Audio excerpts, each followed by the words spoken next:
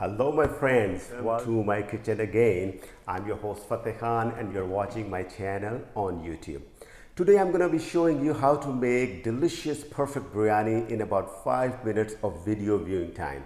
It may take me about an hour to prepare this dish, but for you guys it will just take 5 minutes of viewing about how to make this delicious biryani. So to make any biryani, you need good quality basmati rice.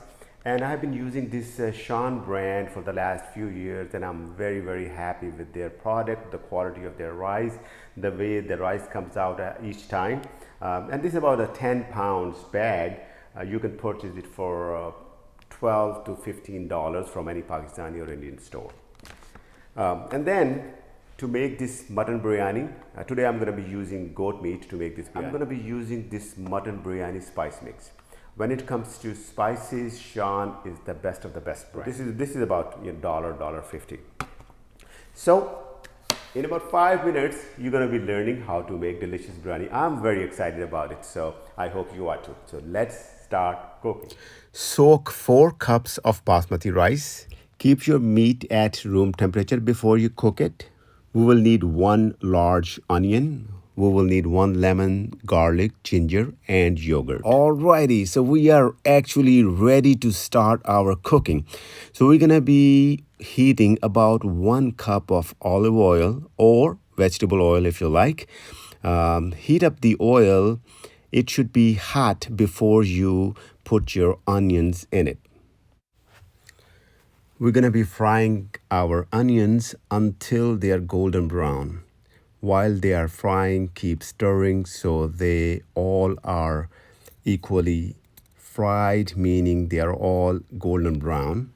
Prepare your garlic and ginger paste while you are frying your onions. We will need about 2 tablespoons of garlic and ginger paste. Once the onions turn golden brown, we're gonna throw in our meat, our garlic and ginger paste, and our biryani spice mix. Stir it well. Coat the meat with spices and garlic paste. Make sure they are well coated. Cook it for about 5 minutes. And then add about 4 cups of yogurt. Just plain yogurt will do. Don't use any sweet yogurt. So drop in about 4 cups of yogurt. Stir it well. Make sure it's homogeneous. Look how beautiful it looks already. Cook it for a few minutes and then add 2 cups of water if you're cooking in a pressure cooker, or 4 cups of water if you are just cooking in a plain regular pan. Pressure cooker does not take a lot of water, but if you are using just a regular pan, then you're going to be needing a lot of water because a lot of water is going to evaporate while you're cooking. Add your finely diced tomatoes and cook for a few minutes. And now we are ready to put the lid on the pressure cooker. Cook it for about 20 minutes or 25 minutes. Let's check if our meat is cooked and tender enough. Just take 1 piece out and test it. If it is tender, we are done cooking the meat.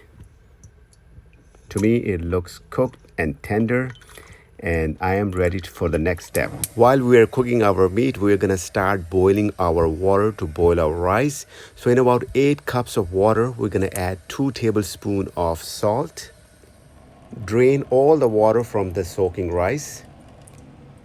Add the soaked rice into the boiling water and cook them until they are al dente or until they are 90% done. In a separate cup, mix lemon juice, 1/8 teaspoon of food coloring, and about 1 cup of water. Use a strainer or colander to drain your water from your boiled rice.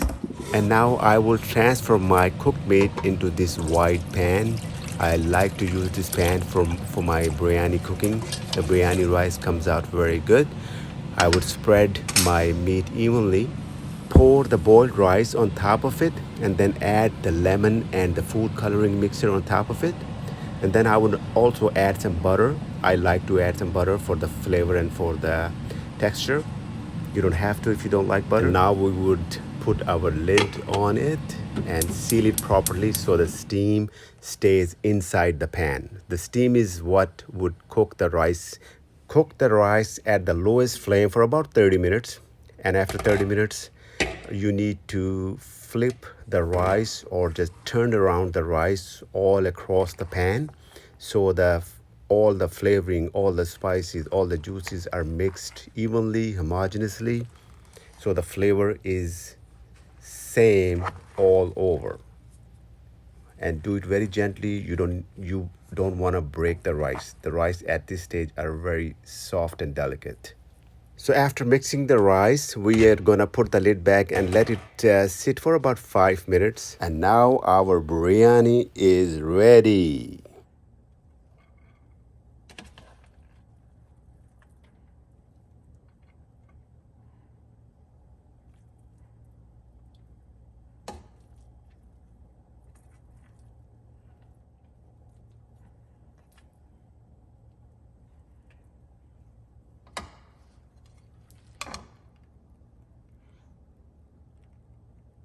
Look at this beautiful dish.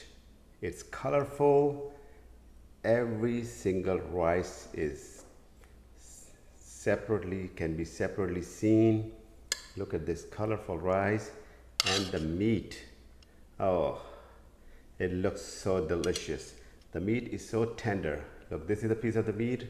It just breaks apart in your hands. It's perfectly done. So let me taste it. Look at this first. It's gorgeous. It smells so good. Only if you can just smell it. I'm gonna have a little taste of my fresh biryani.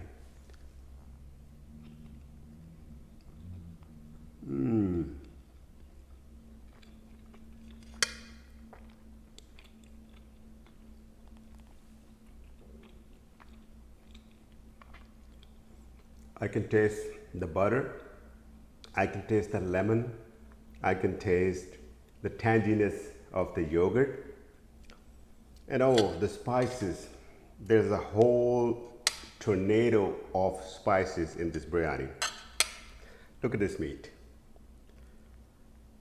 This is a goat chop or lamb chop, if you are familiar with that.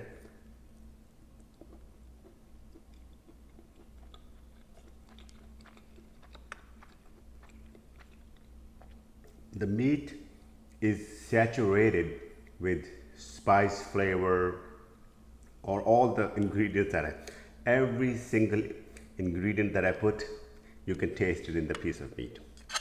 It's just delicious. So I hope that you liked my video today. Give me a thumbs up, share my videos as much as possible, and subscribe my channel. I don't know if you have not subscribed it, I don't know what you're waiting for. Subscribe my channel so I can create more videos for you.